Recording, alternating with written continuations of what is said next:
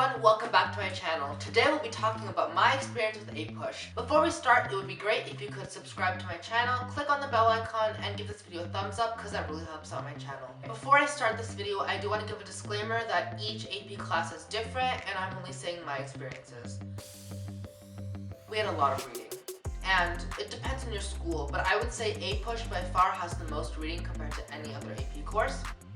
And I didn't mind the reading part, it was just that the volume was pretty difficult. If you see here, these are my lovely APUSH notebooks. Now most people don't have 3 notebooks filled with information for one subject, but for APUSH, this is all from about 75% of the school year because, you know, the last quarter we did online, so this does not include any of that work. So here's what you're in for. If you're taking APUSH, you'll have 3 notebooks stuffed with notes.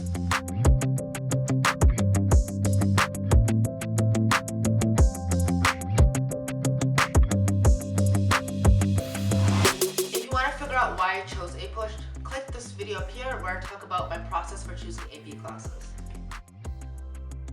For APUSH, our classwork mainly consisted of reviewing primary sources, such as the Seneca Falls Convention, for example.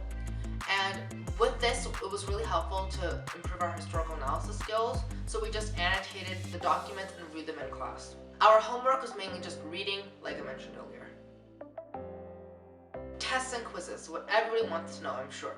In my APUSH class, after every unit, we had a multiple choice stimulus-based exam. In addition, we also wrote some DBQs and LEQs, and for those of you who don't know, DBQs are document-based questions, where you receive a set of documents and you have to write an argument with those documents.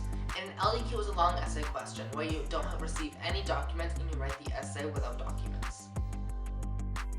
My first tip would be to do the reading in that class. For example, in APUSH, always do your chapter readings, and if for some reason you know it's really long, and face it, we all don't have enough time and you can't read the book, here are some other helpful things I do, such as reading this prep book right here. It gives a really good summarized view of everything you've learned. I also recommend this prep book if you want a more in-depth overview. Some people actually have this as their textbook in their class, so this book is pretty detailed in terms of knowing information. So if you want a more detailed lens or you want to review another topic again, I would recommend this book. My second tip would be to write a lot of DBQs. When I was preparing for the AP exam, I wrote about 10 DBQs, and writing that many DBQs gets you used to thinking in such a short amount of time, as well as giving you more practice with writing. My final tip would be to use YouTube as a resource for learning. I personally used Heimler's History's YouTube channel because it really explained everything super detailed and in a way that I understood.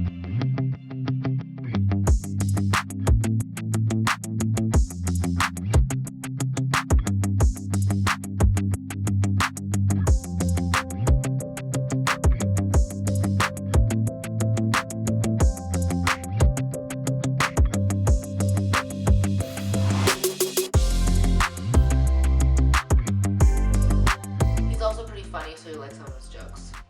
He also explains everything for the DBQ and the LEQ, so it was really helpful having everything in one place just to understand it. He also does AP World History, AP US History, and AP Euro, so if you take any of those history courses, you'll be able to find a video from him. Thanks so much for watching this video today. If you like this video, please give it a thumbs up and comment down below what you want to see next. Also, don't forget to subscribe and hit the bell icon because that really helps on my channel. Don't forget, I upload every Tuesday and Friday at 11 AM PST, so I'll see you then.